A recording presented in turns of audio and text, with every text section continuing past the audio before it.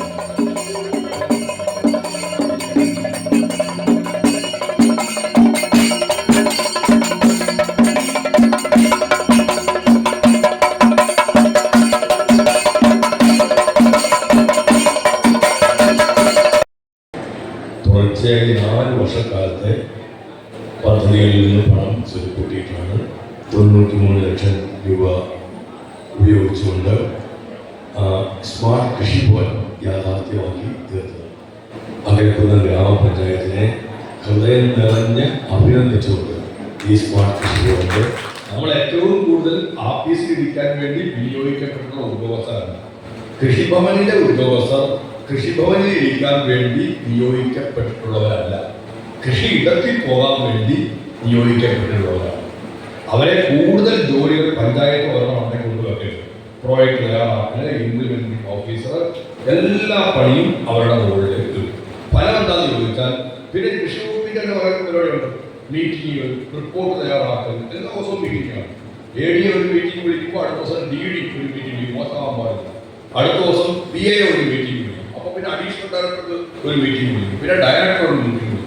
കുറേയേറെ മീറ്റിങ്ങുകളുണ്ട്. എല്ലാ ദിവസവും അതൊക്കെ സമ്മർദ്ദമായിരിക്കും മീറ്റിങ്ങിന് പോകാനൊക്കെ ആയിട്ട്. അപ്പം മീറ്റിങ്ങുകൾ പിന്നെ റിപ്പോർട്ട് തയ്യാറാക്കലാണ്. എഴുതി ആഫീസ് കൂട്ടുന്നതിനുള്ള റിപ്പോർട്ടുകളെല്ലാം. ഇതൊക്കെ ഏത് കാലത്താണ് നമ്മൾ നിൽക്കുന്നത്?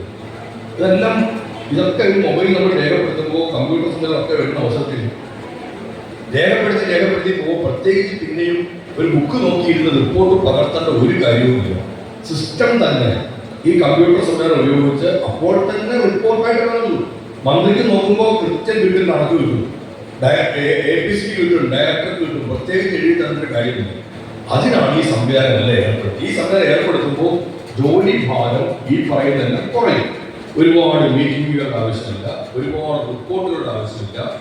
ഈ സമയം എല്ലാം എന്തിനാ ലാഭിക്കുന്നത് ചോദിച്ചാൽ ഈ സമയം കൃഷിയിടങ്ങളിൽ കൃഷി ഉദ്യോഗസ്ഥരുടെ സാന്നിധ്യത്തിന് വേണ്ടി. ഗ്രാമപഞ്ചായത്ത് ഹാളിൽ നടന്ന പരിപാടിയിൽ പഞ്ചായത്ത് പ്രസിഡന്റ് സിന്ധു അനിൽകുമാർ അധ്യക്ഷയായിരുന്നു.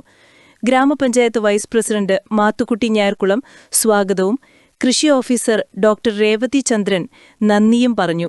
ആശംസകൾ നേർന്നുകൊണ്ട് Pampady block panchayat president Betty Roy Maniyankattu, ജില്ലാ പഞ്ചായത്ത് മെമ്പർ ജോസ്മോൻ മുണ്ടക്കൽ, പ്രിൻസിപ്പൽ കൃഷി ഓഫീസർ ജോജോ സി, പഞ്ചായത്ത് വികസന standing committee chairperson Sreelatha J, ക്ഷേമകാര്യ standing committee chairman Jacob Thomas, ആരോഗ്യ standing committee chairperson Jancy Babu, nodal deputy director Rejimol Thomas, deputy director Nisha Mary, കൃഷി assistant principal Snehalatha Mathews, block panchayat മെമ്പർമാരായ Joby Jomy, Ashok Kumar Poothamana, Nirmithi Kendram project engineer Lovely Rose K Mathews, Pampady കൃഷിവകുപ്പ് assistant director Treesa Celine Joseph, മുൻ panchayat vice പ്രസിഡന്റുമാരായ Benny Vadakkedam, Rajasekharan Nair, ward മെമ്പർമാരായ Tessy Raju, Mathukutty Antony, Seema Prakash, Siji Sunny, George Sunny, George Thomas, Shandy Babu, K Raghu, Jeena Joy, panchayat secretary Sajith Mathews, വിവിധ രാഷ്ട്രീയ കക്ഷികളുടെ പ്രതിനിധികളായ ടോമി മാത്യു,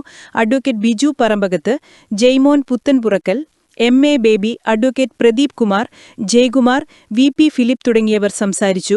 പരിപാടിയോടനുബന്ധിച്ച് പ്ലാന്റ് ഹെൽത്ത് ക്ലിനിക്കിന്റെ ലോഗോ പ്രകാശനവും റബ്ബർ ഗ്രോ ബാഗിന്റെ പ്രകാശനവും പച്ചക്കറി തൈ വിതരണോദ്ഘാടനവും മന്ത്രി നിർവഹിച്ചു.